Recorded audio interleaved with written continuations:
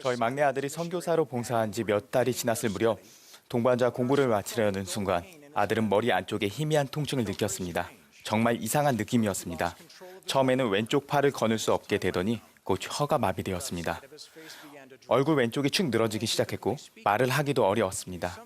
뭔가 잘못되었다는 것은 알았으나 뇌 세 곳에 심각한 뇌졸중이 왔다는 사실은 몰랐습니다. 몸이 부분적으로 마비되자 두려움이 엄습했습니다.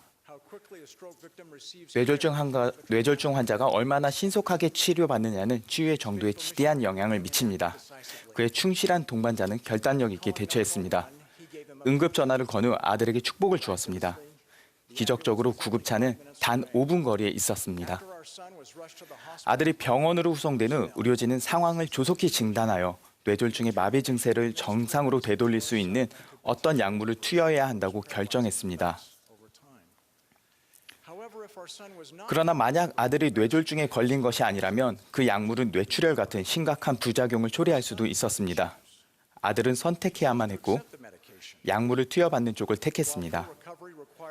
완치되기까지 여러 달에 걸쳐 몇 번의 수술을 받아야 했으나 뇌졸중 증상은 대부분 사라졌고 그 후에 제 아들은 마침내 임지로 돌아가 선교 사업을 마쳤습니다.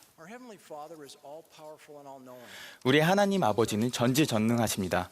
그분은 우리의 육체적 괴로움을 알고 계시며 질병, 노화, 사고, 선천적 장애 등으로 인한 우리의 몸의 고통도 이해하십니다. 또한 불안감이나 외로움, 우울증, 정신질환과 관련된 정서적인 고통도 알고 계십니다. 그분은 부당함과 학대를 당한 사람들을 모두 알고 계시며 우리를 힘들게 하는 약점과 성향과 유혹도 아십니다. 이 삶에서 우리는 악이 아닌 선을 택할 것인지를 시험받고 있습니다. 하나님의 계명을 지키는 자들은 그분과 함께 결코 끝이 없는 행복한 상태에 거하게 될 것입니다. 하나님께서는 우리가 그분과 같이 되도록 돕기 위해 그분의 아들 예수 그리스도에게 모든 권능과 지식을 주셨습니다. 육체적, 정서적, 영적인 질병 중에 그리스도께서 치유할 수 없는 것은 없습니다. 경전에는 구주께서 지상 성역 동안 신성한 권능으로 육체적 고통을 받는 자들을 치유하신 기적적인 사건이 많이 기록되어 있습니다. 요한복음에는 38년간 온몸을 허약하게 만드는 질병을 견뎌왔던 한 병자에 대한 이야기가 있습니다.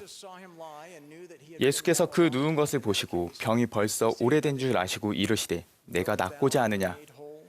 그 병자는 가장 필요한 순간에 도움을 주는 사람이 주위에 없다고 대답했습니다.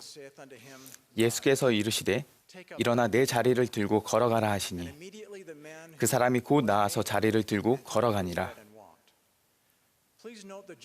이 사람이 얼마나 오랜 세월 동안 홀로 고통받았는지 그리고 구주께서 도우셨을 때 얼마나 빨리 치유되었는지를 비교해 보십시오. 치유는 즉시 이루어졌습니다.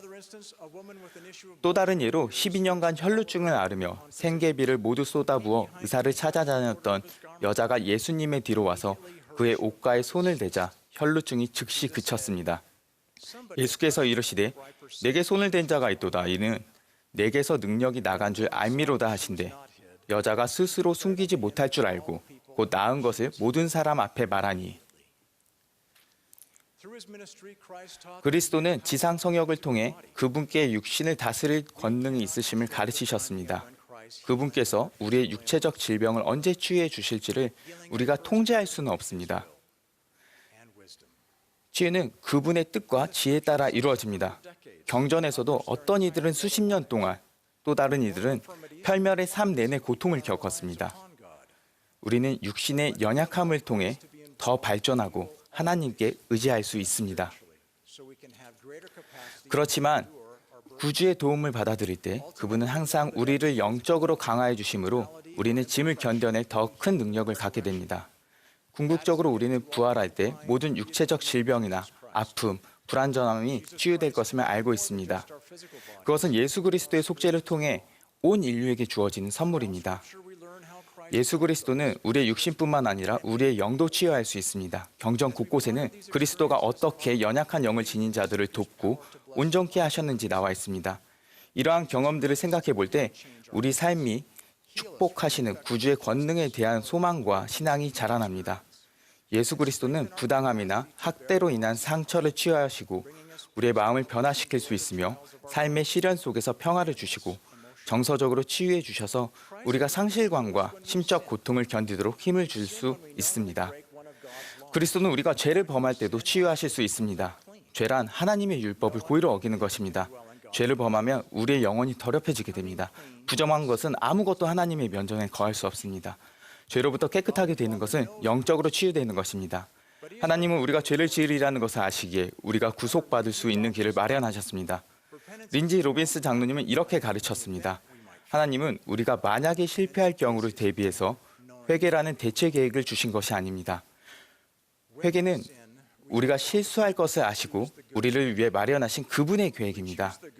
죄를 짓더라도 우리에게 악을 대신 선을 택할 기회가 있습니다. 죄를 지은 후에 회개한다면 우리는 선을 택하는 것입니다. 우리가 회개한다면 예수 그리스도와 그분의 속죄, 희생을 통해 모든 죄로부터 구속되고 하나님의 면전으로 돌아갈 수 있습니다. 영적인 치유는 일방적으로 이루어지지 않습니다. 구주의 구속 권능과 죄의 범한 자와 진지한 회개가 모두 요구됩니다. 회개하지 않는 쪽을 택하는 자들은 그리스도가 베푸시는 치유를 거부하는 것입니다. 그들에게 마치 구속이 이루어지지 않는 것과 같습니다. 저는 회개하려 노력하는 분들과 이야기를 나누면서 죄 가운데 생활할 때 올바른 결정을 내리기가 더 어렵다는 점을 알게 되었습니다. 성신이 그들을 떠나가기에 하나님은 하나님께 더 가까이 나아가는 선택을 하는데 종종 어려움을 겪었습니다. 그들은 죄의 결과를 부끄러워하고 두려워하며 여러 달 혹은 여러 해 동안 힘들어합니다. 그리고 자신이 결코 바뀌거나 용서받을 수 없다고 느끼기도 합니다. 어떤 이들은 주위의 소중한 사람들이 그들이 한 일을 알게 되면 더 이상 그들을 사랑하지 않거나 떠나가리라는 두려움을 느끼기도 했습니다. 생각이 여기에 미치면 그들은 그냥 입을 다물거나 회개를 미루기로 마음을 먹었습니다. 그들은 사랑하는 사람에게 더 이상 상처를 주지 않으려면 지금 회개하지 않는 편이 낫겠다는 잘못된 생각을 했습니다. 회개의 과정을 거치기보다 다음 생에서 고통을 겪는 편이 낫겠다고 생각했습니다. 형제, 자매 여러분, 회개를 미루는 것은 절대로 좋은 생각이 아닙니다. 사탄은 종종 두려움을 이용하여 우리가 예수 그리스도를 믿는 신앙을 즉시 행동에 옮기지 않도록 방해합니다. 사랑하는 사람들이 죄에 대해 알게 되면 깊은 상처를 받을 수 있으나 많은 경우에는 진정으로 회개하는 자들이 변화하고 하나님과 화목하도록 돕기를 원할 것입니다. 죄인이 자신의 죄를 털어놓고 살아나는 사람들이 그를 감싸주면서 죄를 버리도록 도울 때 영적인 치유는 가속화됩니다. 예수 그리스도는 능하시기에 죄인의 무고한 희생자들이 그분께 돌이킬 때 그들도 치유해 주심을 기억하십시오. 보이드 K 패커 장로님은 이렇게 말씀하셨습니다. 영은 실수를 저지르고 죄를 범할 때 손상됩니다. 그러나 회개의 절차가 끝나면 예수 그리스도의 속죄로 말미암아 필멸의 몸과 다르게 그 흉터가 사라집니다. 보라, 자기 죄를 회개한 자 그는 용서받으며 나 주가 다시는 그 죄를 기억하지 아니하느니라. 우리가 마음의 뜻을 다하여 회개할 때 그 즉시로 위대한 구속의 계획이 우리 삶에 이루어질 것입니다. 구주께서 우리를 치유하실 것입니다. 선교 임주의 뇌졸중에 걸린 제 아들을 도왔던 그 동반자와 의료진들은 신속하게 행동했습니다. 제 아들은 뇌졸중의 영향을 상쇄시키는 그 약물을 투여받는 쪽을 택했습니다.